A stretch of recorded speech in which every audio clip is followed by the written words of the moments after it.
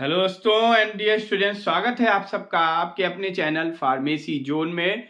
मैं हूं आशुतोष शुक्ला और दोस्तों आज के इस वीडियो में हम लोग डिस्कस करेंगे डेवलपमेंट ऑफ बोन टिश्यू, जो कि आपके human anatomy and physiology subject का पार्ट है। तो इसमें आज के इस वीडियो में हम लोग देखेंगे कि कैसे एक बोन्स का डेवलपमेंट होता है, बोन टिश्यू का डेवलपमेंट होता है, कैसे सेल्स से कैसे बोन हमारी ग्रो करती है, और ये जो बोन डेवलपमेंट की प्रोसेस है, जो बोन ग्रोथ की प्रोसेस है, इसको क्या कहते हैं, कौन कौन से स्टेप्स इन्वॉल्व होते हैं, इन सब के बारे में। तो आइए शुरू करते हैं आज का अपना टॉपिक। और शुरू करने से पहले अगर अभी तक आपने चैनल को सब्सक्राइब नहीं किया है तो जल्द से जल्द चैनल को सब्सक्राइब कर लें, ताकि आपके पास regular video lectures and free PDF notes पहुंचते रहें। तो आइए शुरू करते हैं। तो दोस्तों जो ये बोन टिश्यू या बोन डेवलपमेंट की जो प्रोसेस है, इसको हम कहते हैं, इस प्रोसेस को एक टर्म दिया जाता है जिसे कहा जाता है ऑस्टियोजेनेसिस।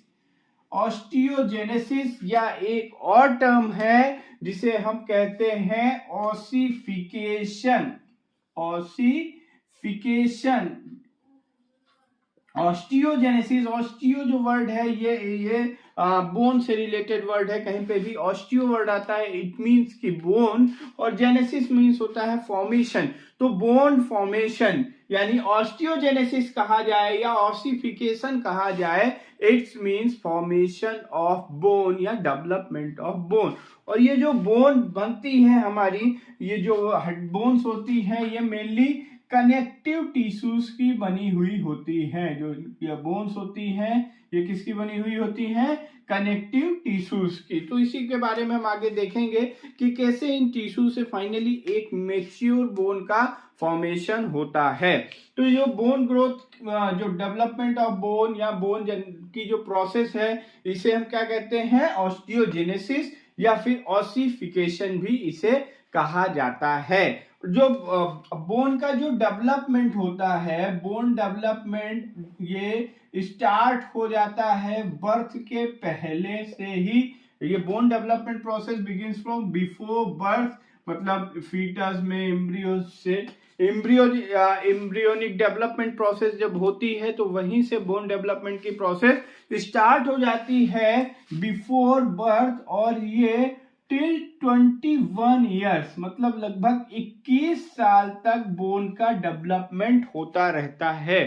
थ्रू 21 ईयर्स की एज तक फुल्ली बोन हमारी पूरी 206 बोन फुल्ली डेवलप हो जाती हैं। और फर्दर बोन्स में एक क्वालिटी होती है कि बोन में रीजनरेशन एंड रीमॉडलिंग होती रहती, वो थ्रू आउट लाइफ बोन में रीमॉडलिंग एंड रीजनरेशन होता रहता है।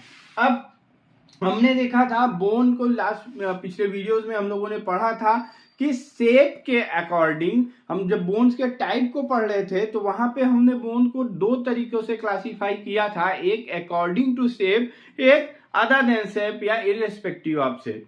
अकॉर्डिंग टू शेप बोन्स हमारी 5 तरीके के, मेन उनको 5 शेप में डिवाइड किया गया था, जो कि थी आपकी लॉन्ग, शॉर्ट और इररेगुलर, फ्लैट एंड सीसामॉइड। तो जो लॉन्ग बोन होती है, शॉर्ट बोन्स होती हैं एंड इररेगुलर बोन्स जो होती है, irregular long, short and irregular bones का जो फॉर्मेशन होता है ये थ्रू कार्टिलेज मॉडल्स के होता है। कार्टिलेज मॉडल, कार्टिलेज क्या होते हैं? कार्टिलेज ये एक स्ट्रॉन्ग फ्लेक्सिबल कनेक्टिव टिश्यूज होते हैं जो दो बोन्स के बीच में पाए जाते हैं, जिससे कि बोन्स में अगर कोई शॉक लगता है तो उन शॉक को ये एब्जॉर्ब करते हैं और बोन को प्रोटेक्शन प्रोवाइड करते हैं। तो ये शुरुआत में जो बोन्स होती हैं ये एक रॉड्स ऑफ कार्टिलेज के शेप में, इस तरीके से इसे हम कहते हैं रॉड्स ऑफ कार्टिलेज, रॉड्स के शेप में प्रेजेंट होती हैं। फिर धीरे धीरे धीरे ये डेवलप करके कन्वर्ट हो जाते हैं किसमें? मैच्योर बोन में। तो irregular, long, short and irregular bones जो होती हैं ये कार्टिलेज मॉडल के थ्रू इनका डेवलपमेंट होता है। और उसके बाद जो हमारी फ्लैट बोन्स होती है, flat bones are developed through membrane model. Membrane model, ये एक इंटरमेम्ब्रेनियस स्ट्रक्चर्स होते हैं, वो आपस में अटैच होके ये फ्लैट बोन का फॉर्मेशन करते हैं। Flat bones like S sternum bone, जिसे हम फ्लैट बोन कहते हैं, कुछ स्कल्स बोन भी होती हैं जो फ्लैट शेप की होती हैं। देन नेक्स्ट है आपका सीसामॉइड बोन। सीसामॉइड बोन का जो एग्जांपल था that is patella bone, and sesamoid bone is developed through its tendon model. Tendon model, tendon जो होते हैं, tendons are the structures which are present which connects muscles to bones, muscles से bone। so सीसामॉइड bone जो होती है, इनका जो development होता है ये थ्रू टेंडन मॉडल्स के होता है। तो शेप के अकॉर्डिंग बोन हमारी इन्हीं 5 तरीकों की थी। तो यहाँ पे हमने देखा long, short and irregular bone, ये कार्टिलेज मॉडल के थ्रू डेवलप होती है। Then flat bone membrane model, and sesamoid bone is develop through the tendon model. अब हम देखेंगे कि ऑसिफिकेशन प्रोसेस क्या होती है, कैसे ऑसिफिकेशन प्रोसेस में क्या होता है, या ऑस्टियोजेनेसिस प्रोसेस में क्या होता है, इसके बारे में हम देखेंगे। तो what happened during ossification, during ossification, आप इसे ऑसिफिकेशन कहें या ऑस्टियोजेनेसिस कहें, ये दोनों सेम वर्ड है। इन दोनों का ही मतलब है कि बोन जनरेशन की प्रोसेस। तो ऑस्टिफिकेशन के समय एक बोन सेल्स होती हैं जिसे कि हम कहते हैं ऑस्टियोब्लास्ट। ऑस्टियोब्लास्ट क्या करती है, ऑस्टियोब्लास्ट सिक्रीट करना शुरू करती है ऑस्टियोइड को। ऑस्टियोब्लास्ट जो होती है ये एक बोन सेल्स है जो कि सिक्रीट करती हैं ऑस्टियोइड को। और ऑस्टियोइड क्या होते हैं, ऑस्टियोइड ये ऑस्टियोइड एक ऑर्गेनिक मटेरियल्स होते हैं। Osteoid are organic material, these are organic material जो कि बने हुए होते हैं कोलेजन फाइबर्स के। These are composed of collagen fibers। और ये जब ऑस्टियोइड हमारे क्या है, एक तरीके के ऑर्गेनिक मटेरियल्स हैं जो कि कोलेजन फाइबर्स के बने हुए होते हैं। और ये ऑस्टियोइड क्या करते हैं, ऑस्टियोब्लास्ट, सबसे पहले ऑस्टियोब्लास्ट ये बोन सेल्स हैं। इन बोन सेल्स ने सिक्रीट करना शुरू किया ऑस्टियोइड यानी एक ऑर्गेनिक मटेरियल को जो कि कोलेजन फाइबर्स के बने हुए होते हैं। These osteoid are composed of collagen fibres. और ये ऑस्टियोइड फिर ग्रेजुअली जो ये रिप्लेस करते हैं, ग्रेजुअली रिप्लेस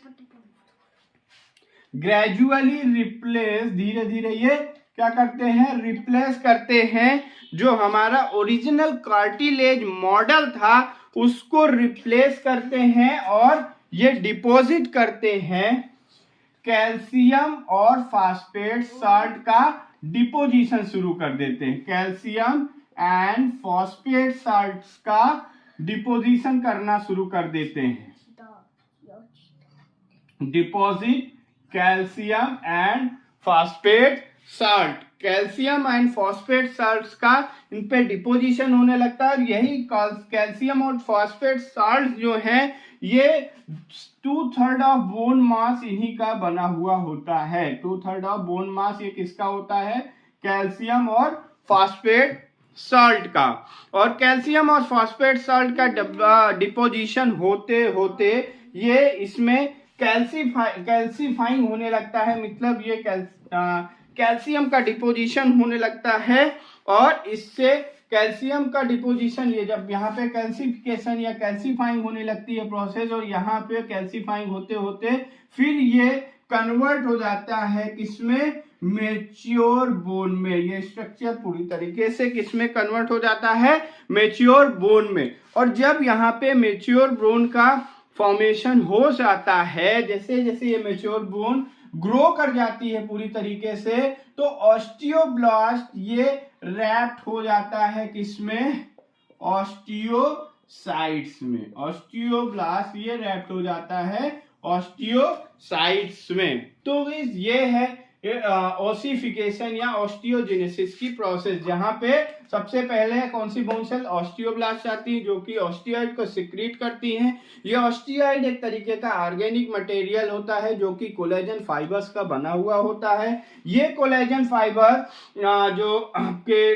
कार्टिलेज मॉडल्स थे उनको रिप्लेस करके यहाँ पे कैल्शियम और फास्फेट साल्ट का डिपोजिशन करना शुरू कर देता है। धीरे धीरे जब कैल्शियम साल्ट डिपोजिट होने लगती हैं तो यहाँ पे कैल्सीफाइंग यानी कैल्शियम पूरा एक शेप लेने लगता है, वहां पे कैल्शियम का डिपोजिशन स्टार्ट हो जाता है।